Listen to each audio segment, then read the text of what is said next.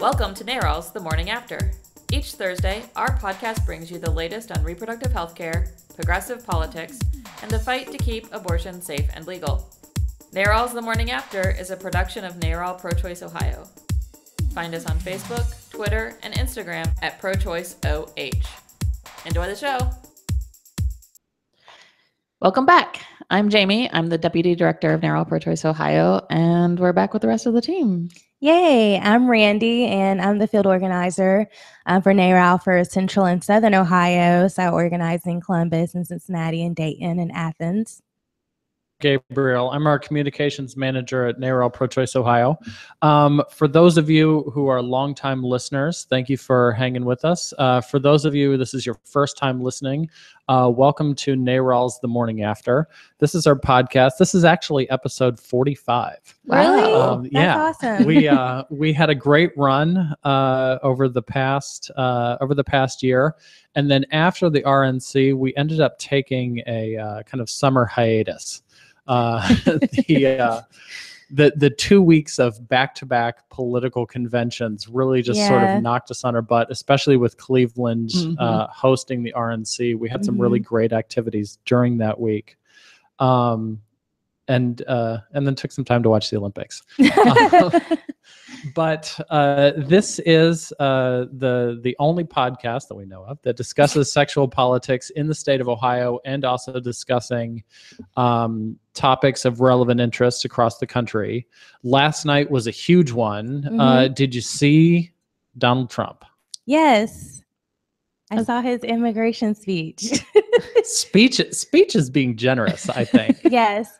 Well, you know, he's gotten really comfortable using the teleprompter, even though for like the first year he claimed that anyone used a teleprompter shouldn't be allowed to run for president. Well, I don't think he should be able to run for president. That happened well before the teleprompter. Yeah. But the weird thing about him using a teleprompter is that it's still Trump crazy words. Yes, there was a lot of Trump crazy words. Yes. You know, usually when you use a teleprompter, it's because some really good speechwriter took your ideas and put them into a coherent speech. But when Trump uses a teleprompter, it's Trump wrote some things down. And there wasn't really good anything. No. Did you watch it last night? I watched pieces of it afterwards.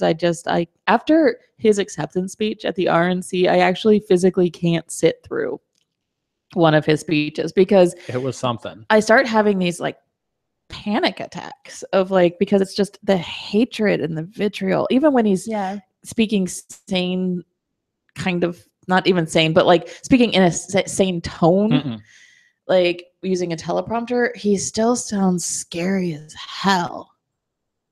And I was actually talking to our boss about it as she was driving in this morning, and she's like, I don't usually like to use Nazi references, but like that's the only thing that came to my brain as he was speaking yesterday. And I just can't. So I watched snippets of it later because I just can't actually physically sit through the whole thing. Yeah.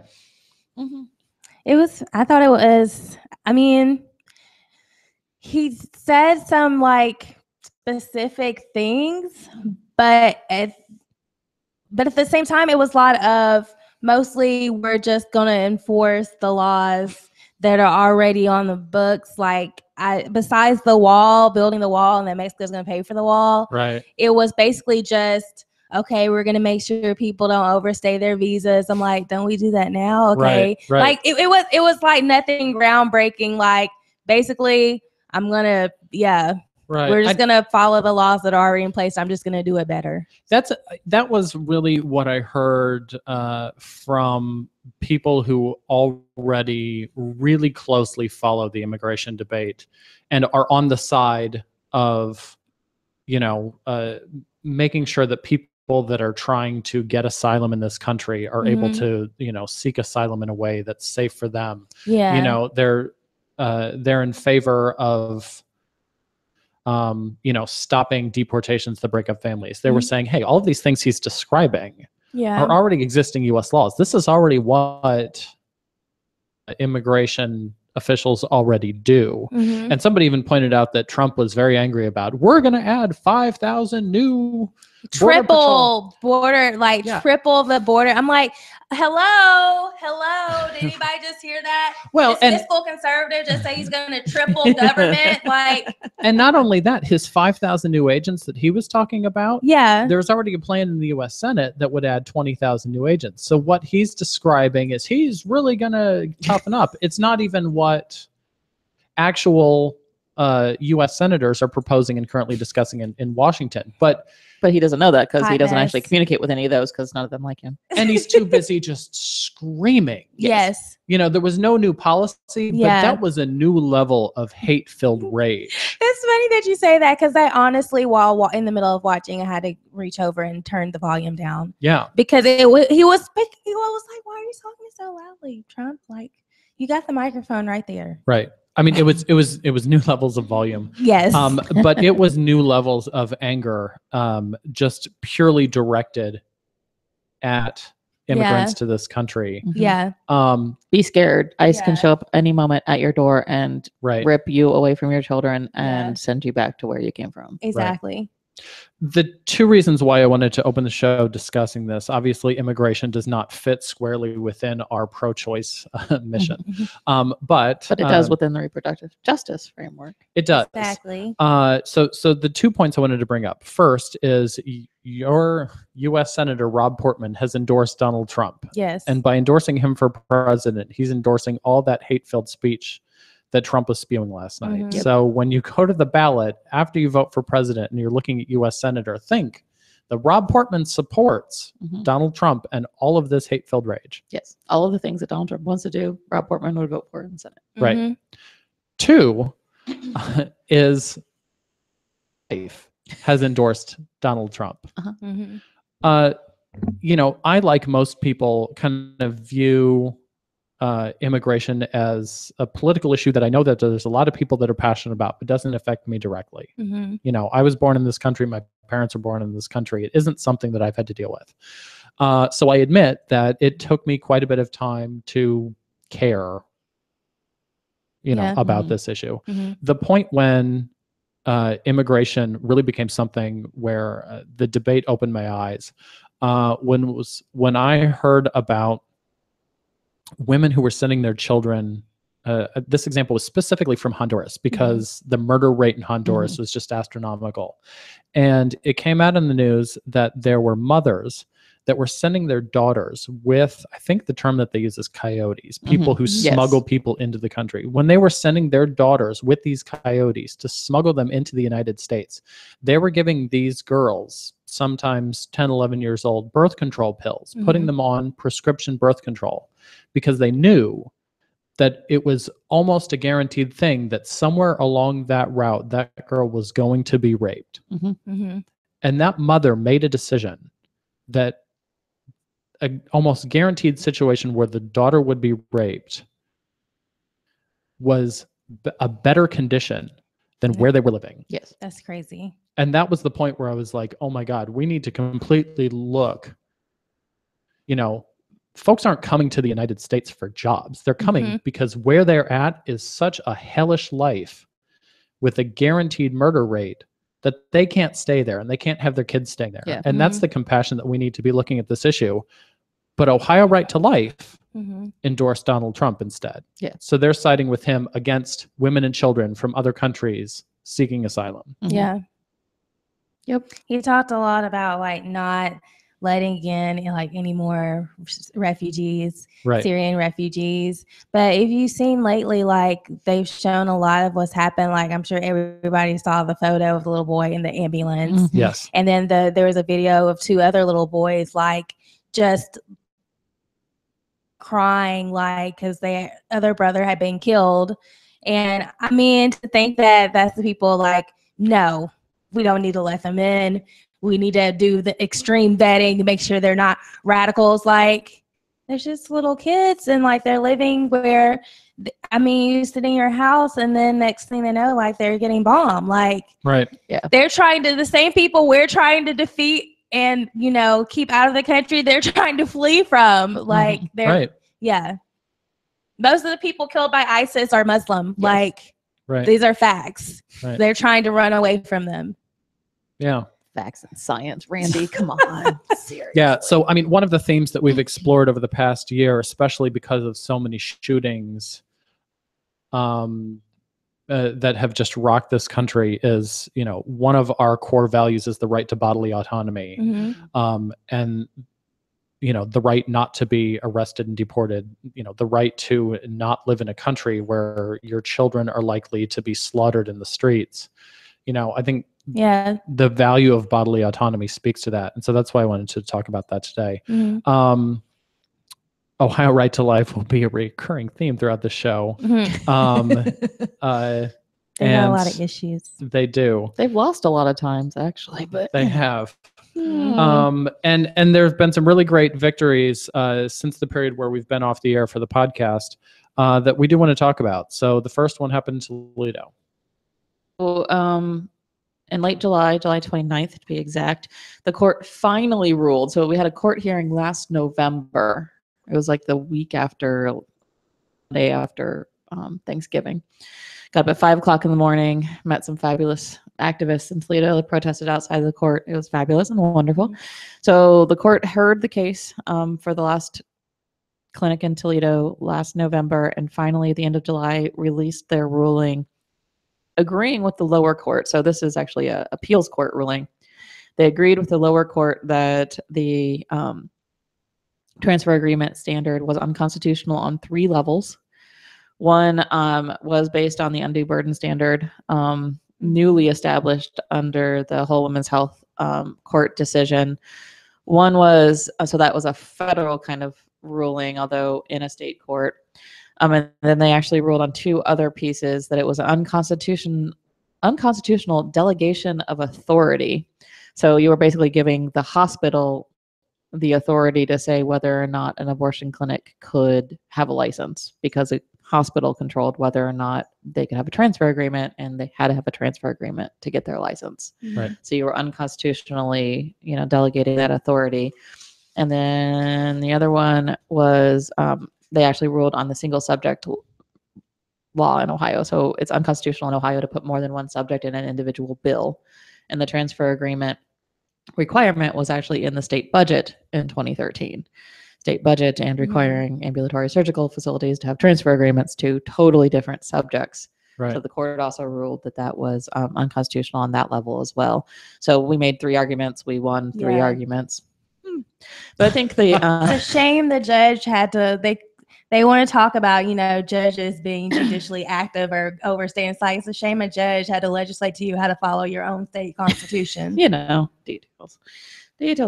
But yeah, so I wanted to read a piece out of that one, on the undue burden standard piece. The many hardships which will or may occur if capital care were forced to close have the effect of creating substantial obstacles in the path of a woman seeking an abortion. These combined burdens, weighed against the virtually non-existent health benefits of the licensing as applied to capital care, are violative of the undue burden standard. Our undue burden finding is fully in agreement with the conclusion reached in Hellerstedt, which is Whole Women's Health versus Hellerstedt. Right. So, once again, not only did that victory in late June impact the Texas clinics and then kind of roll over into some of the other state cases that were currently pending at that point with cases being dropped. We're now seeing it directly impact what court rulings are happening in Ohio as well. So just kind of showing again how important that ruling was from the Supreme Court. The Whole Women's Health ruling that the Supreme Court released June. Yeah. That was a terrific win for Texas and for Ohio. And those comments, that was Lucas County Common Pleas Judge Myron Duhart that issued that.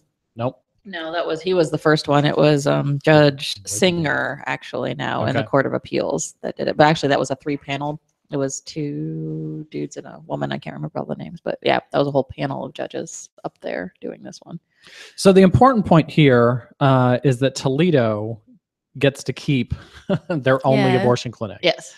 It's the only clinic for it's essentially a 2-hour drive from other parts of Ohio. Yeah. And what we were seeing was that there were so many women in the Toledo area, there have been, that have been going to Michigan. They've been having to cross state lines and take on additional travel because Toledo only has one clinic. And if they lost that, then that problem would get even worse. You know, women would be seeing additional travel time, additional travel expense, which would reduce the number of women who might have chose to get an abortion, but then can't actually access one. Yeah. Well, the court even also pointed out, it was really interesting, that, you know, there were these virtually non-existent health benefits to the transfer agreement law, but then they also pointed out that if you close, they've seen in Texas that the wait times increase and those kinds of things. But then it also kind of, like, you know, when your doctor's office is having a really busy day and they're backed up and they're 2 hours behind, you might get 5 minutes with your doctor that day, where you might have gotten 15 minutes on a slower day in your doctor's office. And they were making the same argument here, that, you know, to be able to deal with the number of patients that they would have to do, wait times would increase, but also the amount of time that a provider could spend with a patient would also decrease. Could increase complications and cause bad things to happen to women's health as well. So not only does the law not help people, but it actually can hurt people, which will be a theme that we hit later on as well. Right. So that was a terrific win in Toledo that happened at the end of July. And then in mid-August, on August 12th, there was a separate court case down in Cincinnati. Planned Parenthood won a victory to protect their access to state funds. John Kasich's defunding plan that he pushed through when he was still a presidential candidate, because he needed some help with conservative voters, that turned out to not be a constitutional idea. What? No, I mean, we didn't tell him that or anything, right?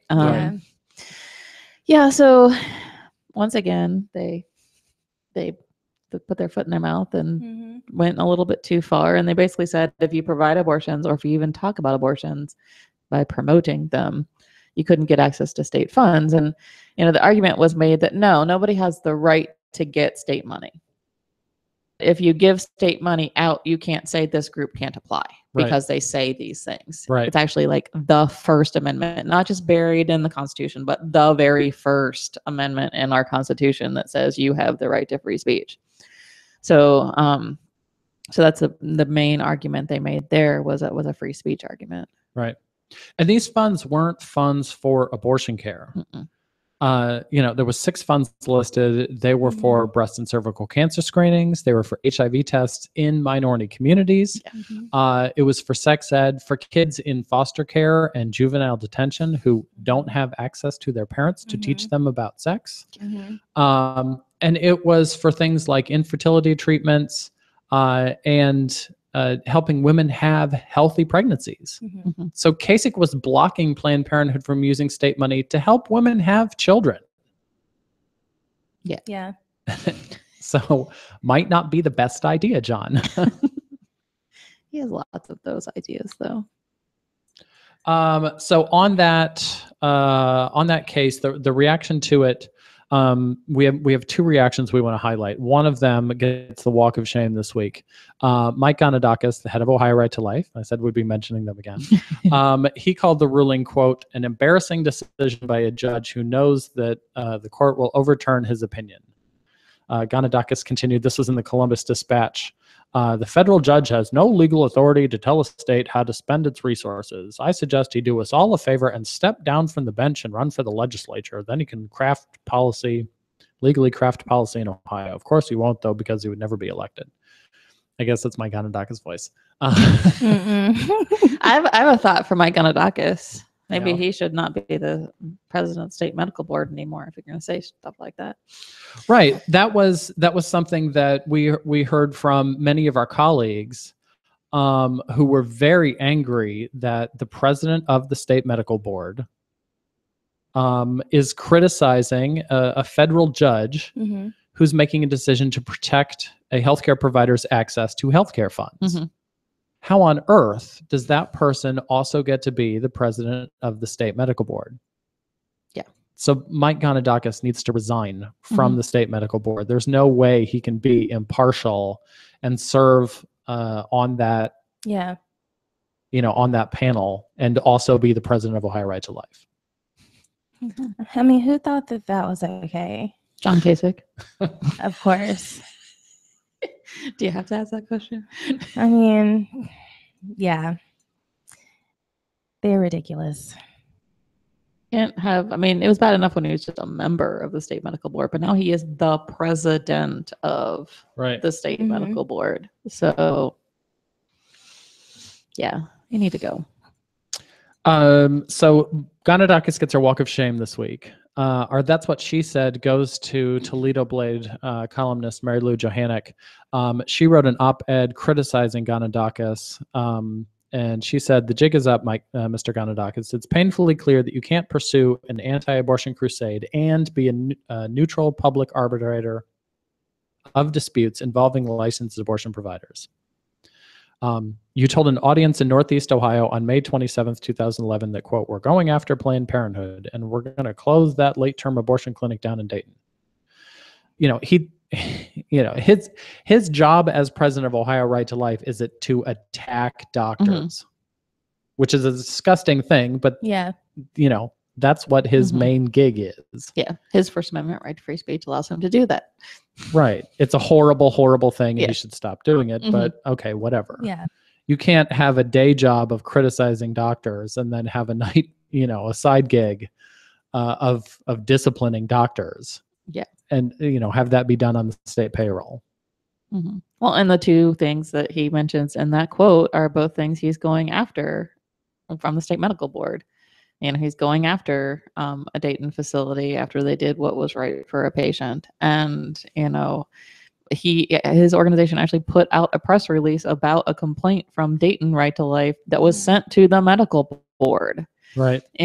So the fact that he's doing that on the side and, trying to be the impartial arbiter, but it also makes it really scary. And I keep going back to, it sucks for our issue that these things are happening at the state medical board and that Highway Hodgson is in charge of the Department of Health. But these organizations do so much. I mean, they make sure that doctors are practicing medicine in a way that actually helps and doesn't hurt people. They make sure that we have good response mechanisms to diseases like Zika and Ebola. These are the things that protect public health, and we've got these crazy politicos in charge of them, which sucks for the choice issue and abortion providers. But when you start looking at it from the bigger picture, it gets really scary. Yeah, because what the hell does he know about any of those other things either? Nothing. Yeah. Nothing. One press interview since he became director of health, and he testified in front of the legislature once, and why he doesn't talk to the press, because he doesn't know what he's talking about. Right.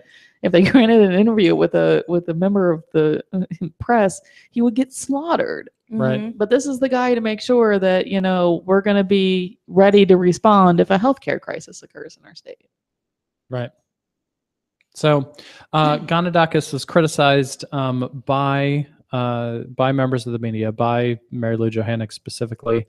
And there was an organization, Progress Ohio, colleagues of ours, who put together several other groups that all signed a letter calling for his resignation. None of them were reproductive health care organizations. These were all, good government groups that are speaking out in support of, general increased access to health care and responsible government, and said, hey, this is way outside the bounds of how government should be acting, to have, a biased lobbyist in charge of a medical board like this. So you can email Governor Kasich. You can go, the link will be in our show notes, but it's bit.ly/fireganadakis, Onidakis. And you can send your email to Governor Kasich and demand that Mike Ganadakis resign from the state medical board. It's wholly inappropriate that he has the role of president. He needs to quit doing that. Or Kasich needs to remove him. One of the two things needs to happen. Right. How much longer does Kasich have? A long time. Yes. He does? A couple of years. 2 more 3 more years. And then he's going to start, I swear to God, I'm sure about this. He's going to start his election campaign to run in 2020 because Trump's not going to win. No. And Kasich's, I mean, he already positioned himself as being kind of the moderate, sensible choice of all of the. Even though he's not. Even though he's not. No. He had an op-ed in the New York Times just the other week looking at welfare reform and how we should be responsibly helping families through welfare reform. And it's bullshit. Like, are you kidding me? So yeah, I mean, Kasich's already running for 2020. Yeah. So we've got a couple more years of him being governor, and then he's going to do his best to see if he can make a run and challenge President Clinton in the year 2020. So from your mouth to God's ears. Yeah, it'll be interesting. Okay, so we had 2 court wins. Our third big thing we want to talk about is a new study that came out. Apparently there's a medical journal called PLOS Medicine. And I had to look up what is PLOS. PLOS is the Public Library of Science. It's their medical journal. And there was a study from researchers from all across the country. They came and they looked at how Ohio had been regulating medication abortion. And what they found was that from 2011 to 2016, the dosages that doctors were forced to use when offering women medication abortion were elevated because of this state law. And it was a higher dose than what doctors thought was appropriate. 3 times a dose, actually. Right. And so their study found when you give women more medicine than what the doctor thinks they need, it causes unnecessary side effects and increased costs and isn't the best course for the woman. Shocking. Right. It's always good when, science backs up common sense. But again, science, what's science? Well, and this is another place where Mike Kanedakis, as president of Ohio Right to Life, conflicts with Mike Kanedakis, president of the state medical board, because his quote in the Cleveland Plain Dealer is like, well, why aren't they protesting the FDA? It was the FDA, not us. I'm like, no, actually it was you. Right. Because, from Joe Schmo looking in, yes, an FDA protocol is the best way to do things. But when you actually start looking at what medical science does, you off-label use medications all the time. Right. That whole every single time you turn on the TV and they tell you to take a baby asprin to prevent a heart attack, that's an off-label use. That is not an FDA-approved use of aspirin. Right. But millions of Americans take it every day because evidence-based medicine tells you that taking an aspirin a day reduces the risk of a heart attack. Right. So, in the same exact way, we've said, there's an evidence-based protocol where you can use a third of the medication, knock out a visit in the middle, because it was not just the increased medication. It was 4 visits the woman had to make to the clinic. Yeah. Instead of just 2. And then, and a whole lot of it stopped it at 6 weeks instead of 9 weeks and a whole other host of things. So it made it less accessible and, much more, in this case, dangerous for the woman. And so, we've had an evidence-based protocol that said a third of the medication, you don't need that visit in the middle, and you can actually do it up to, 8 weeks, 6 days, the 9th week of pregnancy. But then Ohio said, oh, wait, but we can, force them to use the FDA protocol, and then that'll be 3 times as much money and harder to get access to, so they won't use it. And that's exactly what the study showed. It was harder for the women to get. It was a lot more expensive. The number of these abortions went down. Right. And more unsafe for these women, and actually was less effective too, which I find very interesting. You would think that I take 1 ibuprofen and my headache goes away, but not entirely. I take 2 or 3 and it really goes away. Kind of think, oh, the more medication, maybe it would be more effective, but they even showed that no, it actually needed more follow-up and needed more additional treatment afterwards. So it was actually even less effective at doing what it was supposed to do at 3 times the dose. Right. Our executive director, Kelly Copeland, released a statement after the study came out. Kelly said, when a woman has decided to have an abortion, it is important that she have access to safe medical care. Ohio politicians do not have a license to practice medicine. However, time and again, they interfere with how doctors treat patients. This study clearly shows that political interference resulted in women suffering a significant increase in medical intervention, side effects, and costs. The takeaway for the Kasich administration and members of the Ohio legislature is this: leave the practice of medicine to the professionals and keep your ideological and political views out of Ohio laws. You know, I was thinking about how to explain this to people, and I thought, you know, if you go to your dentist and they say, oh, you have a cavity, fill the cavity. You don't have your state legislator standing in a corner saying, no, you need a root canal, you know, and some x-rays too. The root canal might solve the cavity, but it's going to have additional cost. It's going to have additional side effects. It's not what's best for the patient.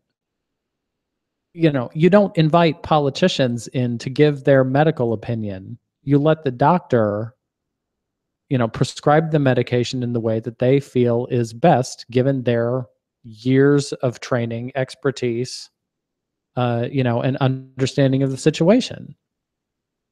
Nobody lets a politician stand in their doctor's office and, you know, and have input the way that I'm in an abortion clinic. You know, and it's completely outrageous.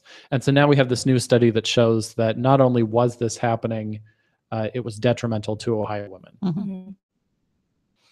I think a lot of people we have in the legislature got confused, and they actually wanted to pursue careers as pastors and preachers, but somehow they got confused and ended up as a politician. Right. But really what they want to do is, you know, be preaching and be legislating the Bible, because that's exactly what they do. That's what they say on the floor, that there's that none of this other stuff matters because there's a higher power have to be beholden to.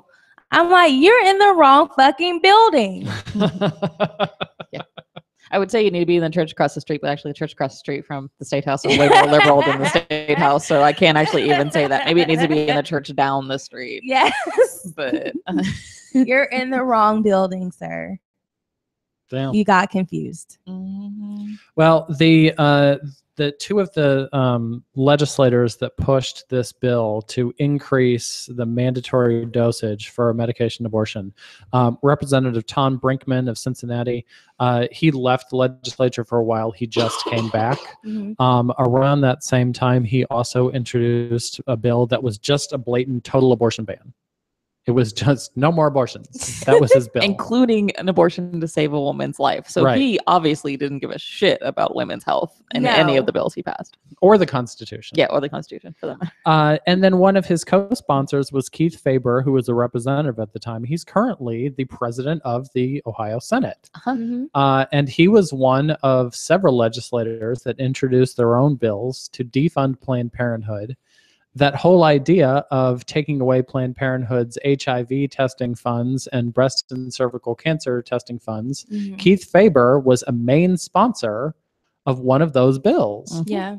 And here he was, this thing to regulate how the medication abortion was prescribed. This was back in 2004.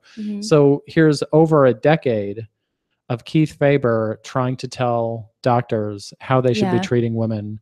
Or denying them funds to give them appropriate care. And you know what? They sit there and say that, like, this is what our constituents want, but it's not. I don't believe that for a second. That's what Ohio Right to Life wants them to do. Right. Even if they have constituents that lean more pro-life, if they knew the type of stuff that they're doing as far as defunding for HIV, cervical screening, just putting all of these undue restrictions, like, if they really knew what was going on, the stuff that they were, trying to legislate, like, nobody would agree with that. Like, nobody wants that stuff. They are just doing what they personally want to see and what Ohio Right to Life wants them to do. No, but nobody, no voters actually agree with that. Or the majority of them don't agree with that. Right. But yet here still they are doing all this crazy shit. Yeah, because their district is gerrymandered to the point where they don't have to be accountable to their voters anymore. Exactly. Right. If they had to be accountable to their voters, they would actually have to do what their constituents want them to do, and they wouldn't be completely and totally beholden to Ohio Right to Life. No, not at all. I'm like, it's like half of these things. Why did you need to legislate anything? I mean, there was nothing for you to legislate here. You're trying to fix a problem that doesn't exist and therefore making it worse. Yeah. No. It's very like annoying. It's very it's just more very than annoying. frustrating. It's actually harmful. Yeah, it is. That's what pisses. Yeah. I mean, seriously, they really need to stop. Yes. But I mean, we're the ones who have the power to stop them because they only keep getting elected because they keep getting elected during these midterm elections when the majority of people are not voting. We're just going around in this cycle of having these majority red legislatures who are putting forth this really crazy and harmful and stupid and costly legislation. Yeah. Like, we don't have a bunch of money laying around for you to then sue, the Supreme Court or sue whoever to try to uphold these laws that are unconstitutional, which you were told before you even try to pass them. Right. Like, please stop. Yeah. And that's the important part that we didn't talk about all these court cases. Your tax dollars are what are defending these cases. You probably saw the article on Facebook I saw the other day talking about states, cash-strapped states, spending money to try to protect these anti-abortion laws. Yeah. That nobody wants. Like, nobody but you wants. And we're spending all our money trying to defend it, and you're going to lose anyway. You've lost anyway. Yeah. I don't know. I mean, I really don't understand like what their whole like end game is here. Controlling you in everything you do. I know, right? And lifting up people that look like Gabe. Thanks. I promise you, none of them look like me. No, they're not 6 foot tall redheads. Yeah. Okay, let's wrap it up with the last segment. How can people get involved and start to fight back? Let's get it on. Okay, yay. So we're having an all-access concert happening in Cleveland on September 10th. It's really awesome. This is a big concert. Yes. I would really love to go, but we'll be having stuff down here in Columbus, so I can't go. But who else is going to be there? Sia. Jessica Williams is going to be there. From The Daily Show. From The Daily Show. Is Leslie Jones going to be there? Yeah, she's emceeing the thing. So Leslie Jones, Jessica Williams, and Sia. That's not fair. It's a free concert. Free. I'm not sure if there's still tickets available. Go. It's called the All Access Concert. We'll have the link in the show notes. Yes. If you're lucky enough to be there, you should be there. It's on September 10th in Cleveland. Yes. And if you're listening from other states, you should Google All Access and see, because there are smaller, with not nearly as fabulous people concerts going on across the country. Watch actually, parties that day. And, yeah. Mm-hmm. And actually, New Voices Cleveland is doing a Black women's reproductive justice rally and boat cruise. Oh, that's interesting. From one that sounds fun. from 1 to 5 that day as well. So there's a whole lot of stuff going on. We'll put it all in the show notes so everybody can figure it out.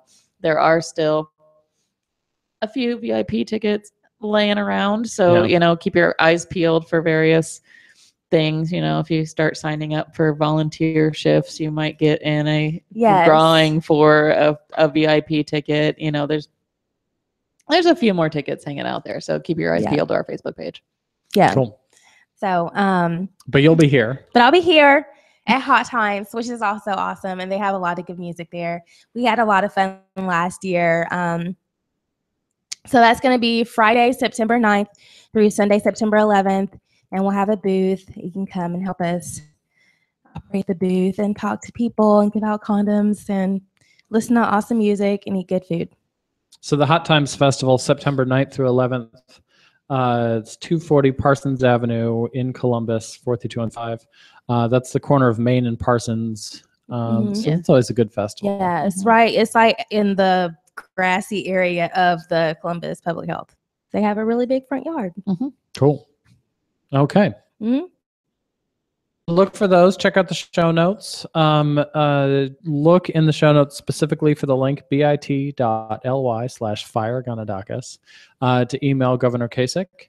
And we'll be back next week. See ya.